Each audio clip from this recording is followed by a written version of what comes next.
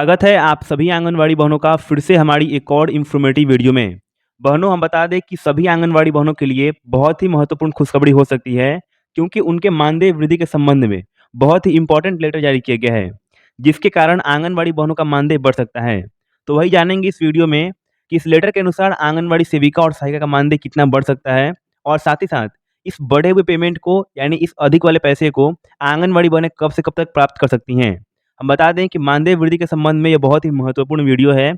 अगर आपको जितने भी प्रश्न होंगे, आपको इस वीडियो के अनुसार पता लग जाएँगे कि आपका मानदेय अगली बार से या कब से बढ़ाया जाएगा। साथ ही मानदेय की राशि किस प्रकार होगी और किस-किस राज्यों में आंगनवाड़ी सेविका और आंगनवाड़ी सहायिका का मानदेय बढ़कर मिलने वाला है। तो इस वीडियो को अंत तक देखने के साथ-साथ आप इस वीडियो को शेयर करें, ताकि सभी आंगनवाड़ी बहनों को इसके बारे में जानकारी मिल सके, और उनके व्हाट्सएप ग्रुप में, जो आपके परियोजना स्तर पे व्हाट्सएप ग्रुप हैं, जिसमें आंगनवाड़ी बहनें जुड़ी हैं, उसमें भी शेयर ज़रूर करें।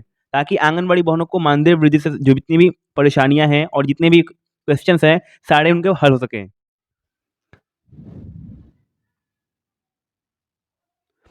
देखिए, आप सभी आंगनवाड़ी बहनों को पता है कि कुछ दिनों पहले अखिल भारतीय आंगनवाड़ी कर्मचारी संघ द्वारा आंगनवाड़ी बहनों की तरफ से, कर्मचारी संघ की तरफ से विभाग के अधिकारियों को बहुत ही महत्वपूर्ण 2-2 ऑफिशियल लेटर भेजे गए थे। लेकिन इसके बाद भी विभाग के अधिकारियों द्वारा आंगनवाड़ी के कामों को और इनके मांगों के ऊपर चर्चा करने की बात नहीं की गई थी। और उसी के संबंध में फिर से यहाँ पे जो लेटर दिया गया है, दिनांक 29/7/2024 को ये लेटर आप सभी आंगनवाड़ी बहनों के लिए जारी किया गया है। और जो लेटर है, यानी किनके लिए पत्र भेजा गया है, तो आप पढ़ सकती हैं कि प्रधानमंत्री नरेंद्र मोदी के लिए पत्र यहाँ पे सौंपा गया है।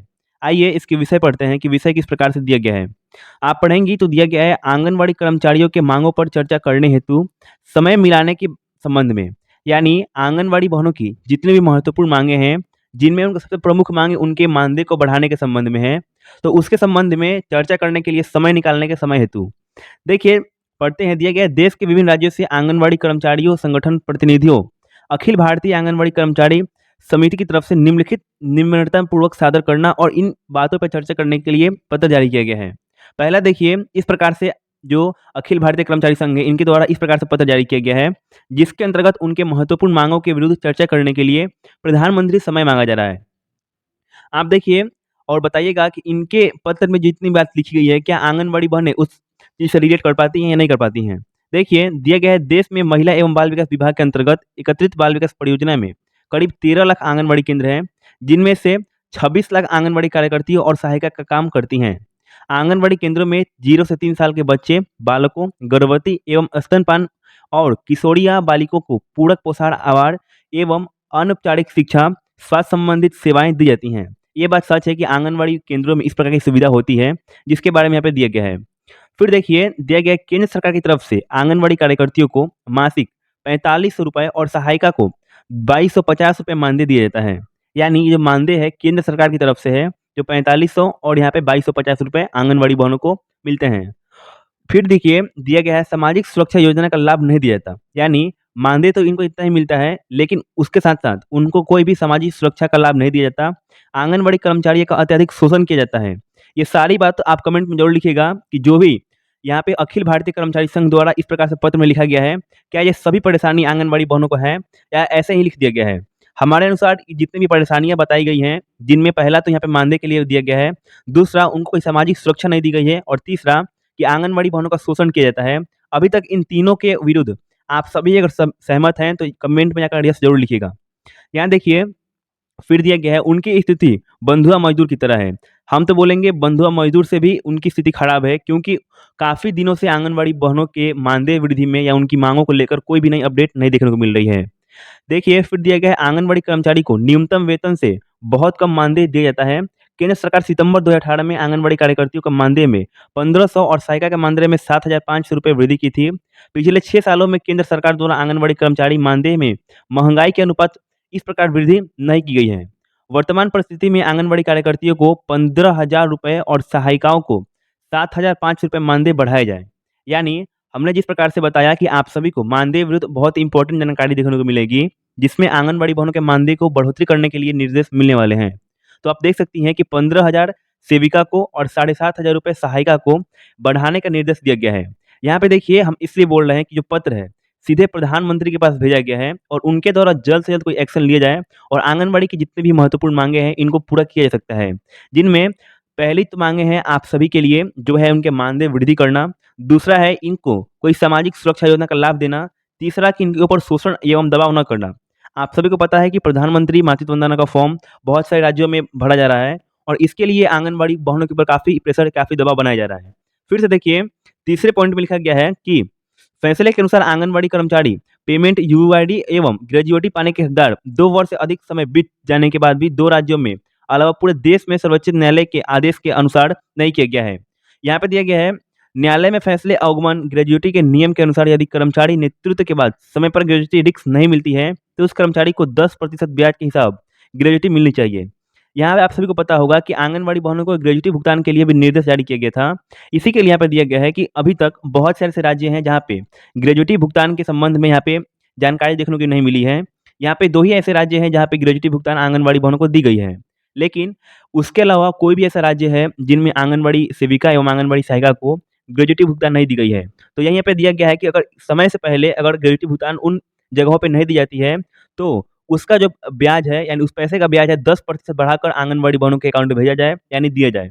इस प्रकार से दूसरी यहाँ पे माँगे आंगनबाड़ी बहनों की तरफ से दी गई है। दिया गया है, सर्वोच्च न्यायालय ने महासर्वोच्च न्यायालय को निर्णय दिया अनुसार राज्य के आंगनबाड़ी कर्मचारी को ग्रेजुएटी के नियम के बारे में बताया जाए। फिर देखिए, चौथा दिया गया है कि सर्वोच्च न्यायालय जजमेंट में कहा गया है कि आंगनबाड़ी कर्मचारी महासवी बल्कि सर्वधानी कर्मचारी हैं। सरकार इनका समग्र एवं मालिकाना है। आंगनबाड़ी कर्मचारी और उनके नौकर हैं। यहाँ पे देखिए, सिंपल शब्दों में इस विभाग के द्वारा यानी इस जो संगठन है, जो अखिल भारतीय आंगनबाड़ी कर्मचारी संगठन है, इनके द्वारा साफ-साफ शब्दों में लिख दिया गया है कि सरकार को यानी विभाग को लगता है कि आंगनबाड़ी सेविका और सहायिका इनके नौकर है। आप यहाँ पे पढ़ भी सकती हैं। एवं एकत्रित बाल विकास परियोजना या कानून के अनुसार स्थापना की गई है। इसकी नियुक्ति अन्य सुरक्षा कानून, शिक्षा अधिकार और न कि भारतीय संविधान 47 प्रावधान के अनुसार संवैधानिक कर्मचारी अतः मानदेय सर्वोच्च न्यायालय निर्णय के अनुसार आंगनबाड़ी कर्मचारियों को हकदार बनाया जाए। इस प्रकार से आंगनबाड़ी बहनों की कुछ यहाँ पे महत्वपूर्ण मांगे दी गई है। फिर देखिए, नीचे पढ़ते हैं, दिए गए आंगनबाड़ी कर्मचारी को 2000 प्रति वर्ष स्टेशनरी कार्य के लिए मिलता है। महंगाई वृद्धि के अनुपात में रकम को प्रति वर्ष 5000 रुपये की जाए। यानी स्टेशनरी काम जैसे उनको पेन खरीदना या पेंसिल खरीदने के लिए पैसे आंगनबाड़ी बहनों को दी जाती है। तो पहले उनको 2000 रुपये मिलते थे, लेकिन अब इसको बढ़ाकर 5000 रुपये प्रति वर्ष की जाए, इसके लिए भी यहाँ पे दिया गया है। आप सभी इसको भी कमेंट कीजिएगा कि क्या आपको भी स्टेशनरी सामान के लिए यानी पेन एवं पेंसिल खरीदने के लिए या अपने रजिस्टर को खरीदने के लिए जो उसके अलावा कॉपी लगते हैं उसको खरीदने के लिए विभाग के द्वारा आपको पैसे दिए जाते हैं या नहीं दिए जाते हैं? क्योंकि बहुत सारी जगहों पे इस प्रकार से जानकारी दी जा रही है कि बहुत सारी जगहों पे इनको 2000 रुपये मिलते थे, लेकिन कुछ ऐसे भी जगह हो सकते हैं जहाँ पे इनको बिल्कुल सही पैसे नहीं मिलते होंगे। फिर दिया गया है 8वें नंबर में, कर्मचारियों के आंगनबाड़ी केंद्रों में सभी जानकारी पोषण ट्रैकर ऐप के माध्यम से सरकार को भेजी जाती है, जिसके लिए भारत सरकार कर्मचारी को प्रति वर्ष मोबाइल रिचार्ज हेतु 2000 रुपये की राशि देती है। रिचार्ज का दर बढ़ने से आंगनबाड़ी कर्मचारी को मोबाइल रिचार्ज के लिए प्रति वर्ष 3000 रुपये यहाँ पे दी जाए। मोबाइल रिचार्ज के संबंध में भी यहाँ पे बहुत ही इंपॉर्टेंट जानकारी दी गई है आंगनबाड़ी बहनों के लिए, जो आप यहाँ पे देख सकती हैं। यानी पोषण ट्रैकर ऐप में काम करने के लिए इंटरनेट लगता है और इसके लिए विभाग के द्वारा प्रति वर्ष 2000 रुपये यहाँ पे दिए जाते थे, लेकिन अब इसको बढ़ाकर 3000 रुपये प्रति वर्ष की जाए, क्योंकि रिचार्ज का पैसा यहाँ पे बढ़ा हुआ है। फिर देखिए, दिया गया आंगनबाड़ी केंद्रों पे 3 से 6 वर्ष के लाभार्थियों को प्रतिदिन गर्म ताजा पोषाहार तैयार किया जाता है, जिसके लिए आंगनबाड़ी कार्यकर्तियों को पोषाहार तैयार करने के लिए ईंधन हेतु प्रतिदिन लाभार्थी को 65 पैसे की दर से सरकार द्वारा दी जाती है। वर्तमान में सिलेंडर के द्वारा दुगनी तिगुनी बढ़ोतरी होने पर लाभार्थियों को 65 पैसे में ताजा गर्म पोषाहार देना संभव नहीं है।